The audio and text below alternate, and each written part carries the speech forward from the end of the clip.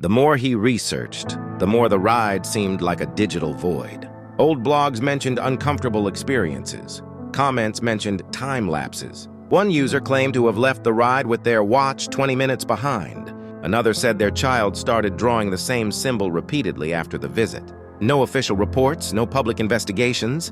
He decided to talk to the employees. The younger ones knew nothing. They repeated canned phrases.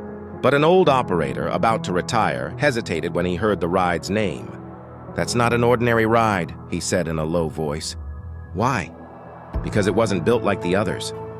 According to the employee, the attraction was opened in a hurry. The original design was different, shorter, simpler. But something changed mid-construction. Engineers were replaced. An architect abandoned the project and never worked in the field again. There was an incident during testing. Nothing released to the public. Internal documents mentioned human error, but witnesses said the cart was stopped for too long during a night test. When the team opened the doors, one of the testers was in shock. The other never returned to the park. The protagonist got access to a leaked audio, supposedly recorded inside the ride. In the background, you could hear the same female voice, but distorted. "You came back too soon." The park denied everything, claimed the attraction was safe, that the reports were exaggerations. But there was one thing no one could explain. The ride never closed for full maintenance. Only quick adjustments, staff changes, shift changes. As if they didn't want to turn it off for too long.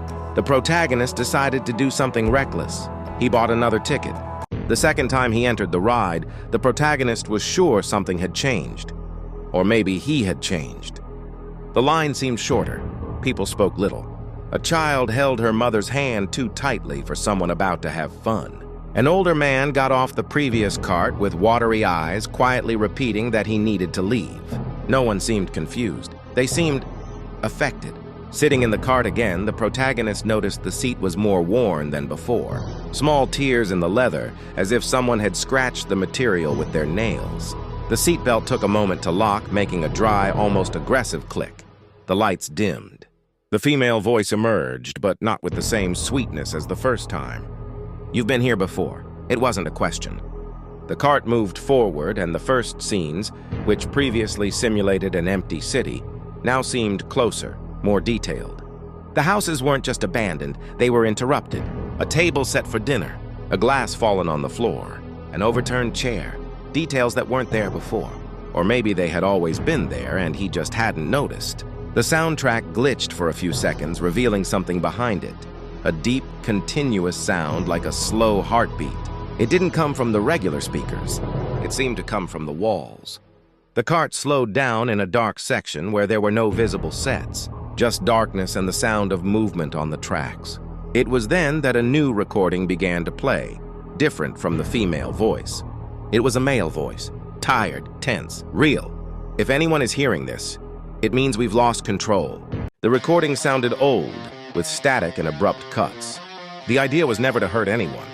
The original project used generic memories, fictional stories, artificial reconstructions of nostalgia, but someone decided that wasn't enough. The cart advanced slowly as images began to appear on the walls. Old photographs, yellowed newspapers, names flashing for fractions of a second. They said the public wanted authenticity, true emotion, and true emotion only comes from pain. The protagonist felt a knot in his stomach.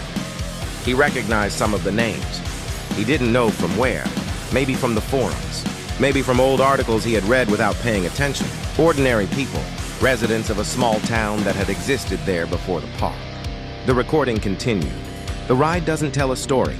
It reconstructs memories of real people. The scenes began to change. They were no longer static sets. They were fragments of moments. A muffled argument behind a door, restrained crying, the distant sound of sirens. The cart stopped abruptly, a faint red light. The female voice returned, now lower, almost a whisper. "You feel it, don't you?" The silence that followed was absolute. No mechanical sounds, no music. Then a new image appeared. The original blueprint of the ride. Simple, short, harmless. Right after, another blueprint. Larger, deeper, with extra branches that weren't in any public record. One of them descended to underground levels. The male recording returned, now almost desperate. They said it was safe, that no one would notice, that people would leave touched, emotional, but whole. The cart started moving again, faster now. The images overlapped. Faces appeared and disappeared. Some seemed to look directly at him. But some people can't completely leave a memory that isn't theirs. The protagonist felt a tightness in his chest, a strange feeling, as if he were invading something forbidden, as if he were occupying someone else's mental space. It was then that he heard something that wasn't coming from the speakers, a whisper close to his ear. "You came back too soon." The cart entered a completely dark tunnel. For a few seconds, nothing happened. No image, no sound, until the final recording began. "If you are hearing this, please don't come back." The cart stopped. The lights went out completely. When they came back on, the ride was at the end of the course. Doors opened, employees smiling as if nothing had happened. But the protagonist left shaking. Days later, while trying to dig deeper, he noticed something even more disturbing. Part of the park's archives simply didn't exist. Entire years were erased.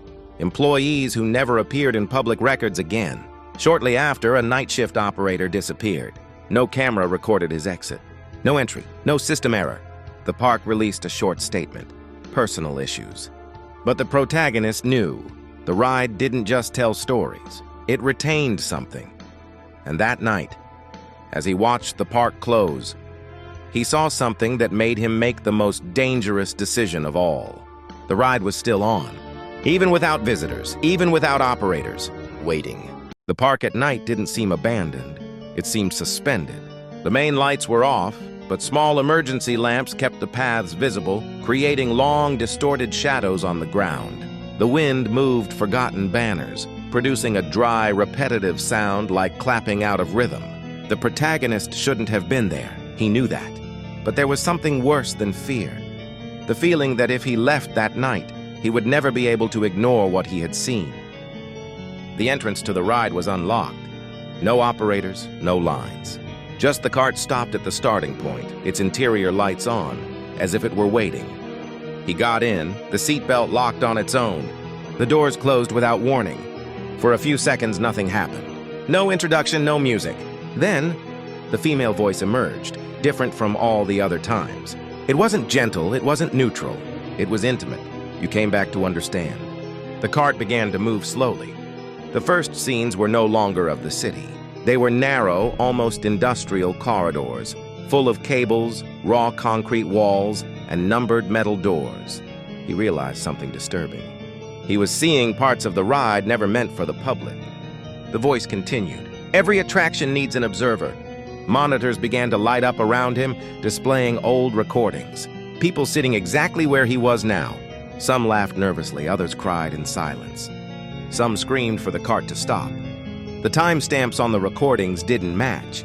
Clothes from different decades, different hairstyles. Not everyone can leave the same way they came in. The cart suddenly accelerated. Lights flickered. Sounds mixed. Soundtrack, breaths, amplified heartbeats. Then familiar images appeared. Details of his life. A dimly lit room, a familiar hallway. A moment he had never told anyone, reproduced with frightening accuracy. The protagonist tried to scream, but no sound came out. You recognize this because you brought it with you. The feeling wasn't of watching, it was of reliving. The cart stopped once more, now in a completely dark space. Only a single spotlight illuminated the track ahead, which seemed to lead downward, as if the ride continued beyond the park. The male voice returned, faint, almost faded. If someone has made it this far, it means the attraction has chosen you.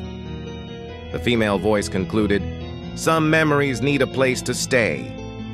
The cart advanced slowly into the darkness. For a moment, just a moment, the protagonist was certain he was no longer inside an attraction, but inside something alive, something that needed to be fed. White light, the cart stopped. Silence. When the team arrived in the morning, they found the ride functioning normally. No faults, no record of nighttime use, no sign of a break-in, but something was different. A new recording had been added to the system. A voice no one recognized. Calm, familiar. Welcome, relax. This is just a story. Since then, visitors report the same feeling upon leaving the ride. An emptiness that's hard to explain, as if something had been left behind, or as if something had stayed. Because some attractions never turn off. They just wait for the next passenger. For weeks, nothing happened. And perhaps that was the most disturbing part. No headlines, no investigation, no strange movements visible to the public. The park continued to operate normally, with families entering through the gates, children laughing, vendors offering colorful souvenirs that didn't match what existed behind the walls of that place at all. But something had changed. Employees began to quit without notice. People who had worked at the park for years simply didn't show up for their next shift. When questioned, managers responded with vague phrases: personal decision, new directions, family problems. Always the same terms. Visitors started leaving strange reviews online. Not negative, but incomplete. I can't explain it. It was good, I think. Something stayed with me afterward. Some reviews were deleted hours after being posted. Others remained, but edited, as if someone had removed important parts of the experience. The ride continued to be the most sought after in the park, and it continued to be the quietest. People would get off, walk a few meters, sit on nearby benches and stay there, looking at the ground or their own hands as if waiting for something to come back, or for something to pass. Children stopped asking to ride it again. Adults curiously returned. Some returned more than once. An ex-employee, who requested anonymity, decided to speak out. He didn't work directly on the ride, but was part of the technical team responsible for the park's audio and lighting systems. According to him, there was something that was never in the manuals. The ride system learned, not in the classic sense of artificial intelligence, but through accumulation. Each visit left residues, emotional patterns, physiological responses, reaction times. Everything was recorded, everything was integrated. At first, it was just automatic adjustments, he explained. A dimmer light here, a slower sound there. But then, files started appearing that nobody remembered creating. Files named only with dates, times, sometimes proper names. He claimed to have heard recordings that were not part of any official script. Voices whispering things that weren't programmed, interrupted sentences, breaths too long to be artificial. It seemed like the ride was practicing. Shortly after this conversation, the ex-employee disappeared from social media. The profile was deleted. The messages were not delivered.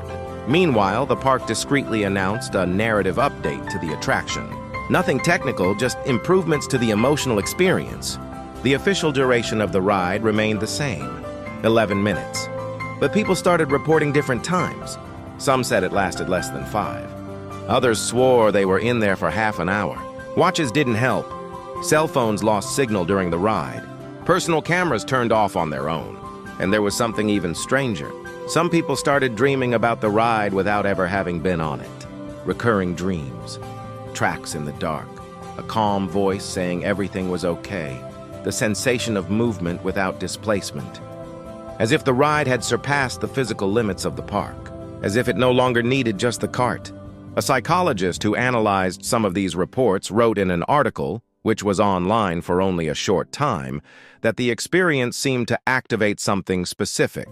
Unresolved memories, old guilts, unprocessed losses. The ride doesn't create fear, the text said. It offers a space where existing fear can organize itself. The article was removed for violating platform guidelines. The park never commented. Today, anyone passing by the attractions area notices something subtle. There are no flashy signs, no mascots. Just a simple, almost discreet entrance, and a line that never seems noisy. Sometimes someone stops in front of the entrance and gives up without knowing why. Other times, someone enters with firm steps, as if answering an old call, and the ride keeps running. Recording, storing, waiting. Because some attractions don't exist just to be visited. They exist to hold what no one else wants to carry, and from time to time, to remind someone to come back.